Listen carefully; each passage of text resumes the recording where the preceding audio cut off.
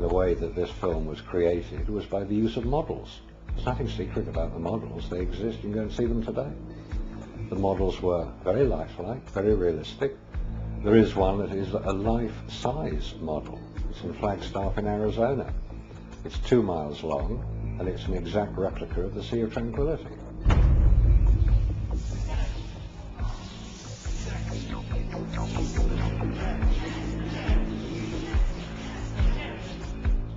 The photographs were used to create from those images the replica of the Sea of Tranquility, so that if it was flown over in a helicopter, it would appear as if it was a spacecraft approaching a similar area to land. So yes, all the scenes of the lunar surface were filmed on Earth.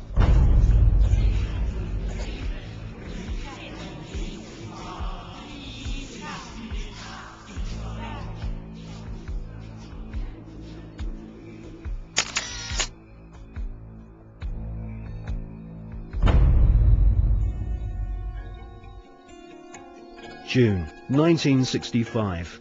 Gemini 4 is launched and the first man walks in space. Right, the quantum started. Yeah. I got dragging a little bit, so I don't want to fire the gun yet. Okay, I'm out. Okay, now, over.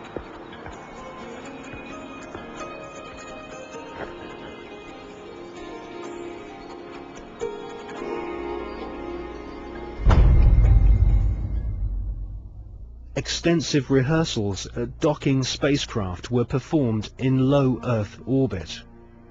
Everything was recorded on film.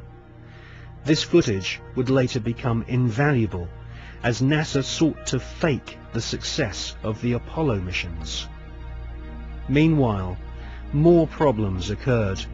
On Gemini 9, the second spacewalk had to be cut short due to problems with the astronauts' oxygen supply. On Gemini 11, another attempt to walk in space was curtailed due to fatigue. Was this a sign that cosmic radiation caused nausea and fatigue?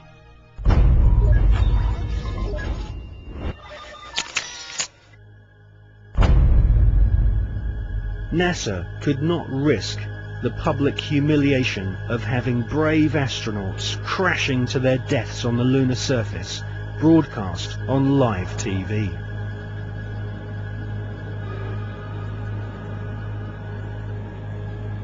NASA's Nazis knew that a major catastrophic failure on the moon would cause the billions of dollars of funding to be immediately cut. Anyone with the most elementary grasp of science could tell that the Saturn V rockets were merely big versions of the Nazis' V-2 killing machines.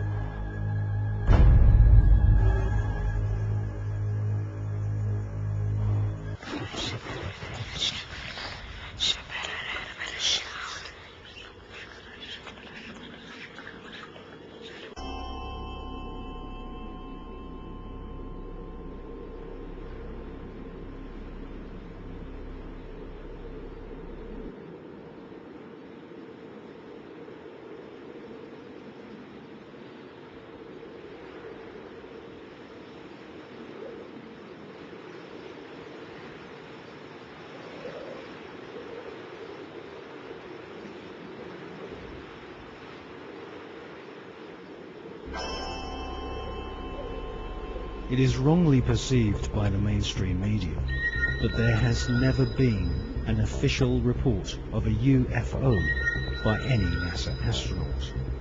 This is simply not so. Since the early experimental orbital craft were developed by ex-Nazi SS officers on behalf of NASA, American astronauts have continually reported strange UFOs. In many cases, photographs and even film was shot of these mysterious, unidentified flying objects. During his pioneering orbital flights in the Gemini 7 capsule, NASA astronaut Jim Lovell clearly alerted Mission Control of a bogey at 10 o'clock high. Capcom at Houston asked James Lovell if he had an actual sighting of a UFO. Lovell answered, "We have several, an actual sighting." Gemini 7 here, UFO rate. Lost clear. 7, go ahead. Bogey at 10 o'clock high. This is Houston. Say again, 7. Bogey at 10 o'clock high. Roger.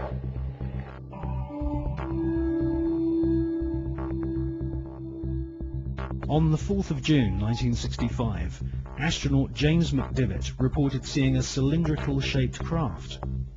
Could this be one of the cigar-shaped motherships which have been filmed from the ground on many occasions, most notably in Russia and California during the 1970s?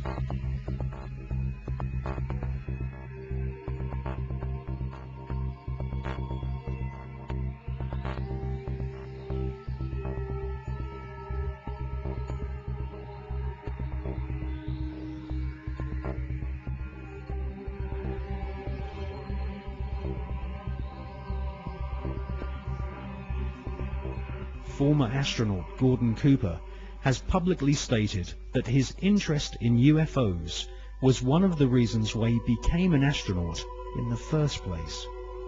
In 1978, Gordon Cooper attended a meeting of the Special Political Committee at the United Nations General Assembly in order to discuss the UFO phenomenon.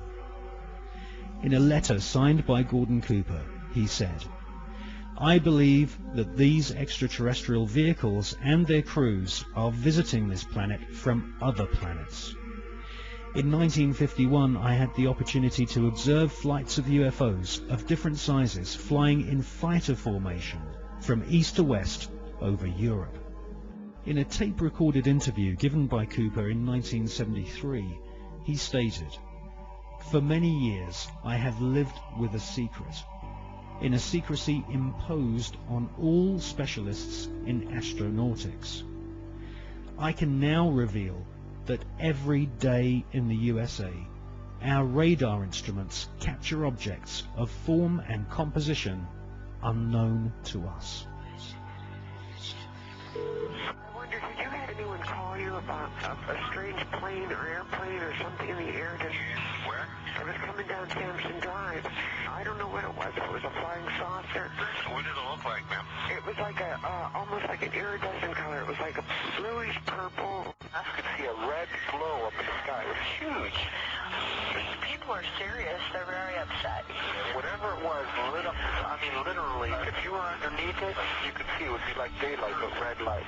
It changes colors from white to red to green. The sucker has not moved. We have multiple departments right now that have sightings on it. This is not a prank phone call, I swear you. No, is it? They're sitting stationary. I got 3 of them. What do they look like? I've got 4 discernible colors. I got red, yellow, green, and blue. And the one just was like flashing. So if they're those planets those guys were talking about, then they're planets with Christmas lights on. This is weird. In 2002, astronaut Scott Carpenter was interviewed by the late Graham Birdsall of the British UFO magazine.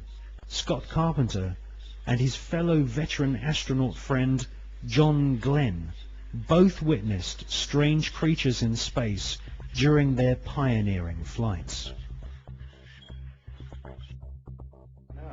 There were so many unknowns in the early days. And this is a fact of the matter. We were really not sure after John flew whether or not there were critters, living critters out there somewhere.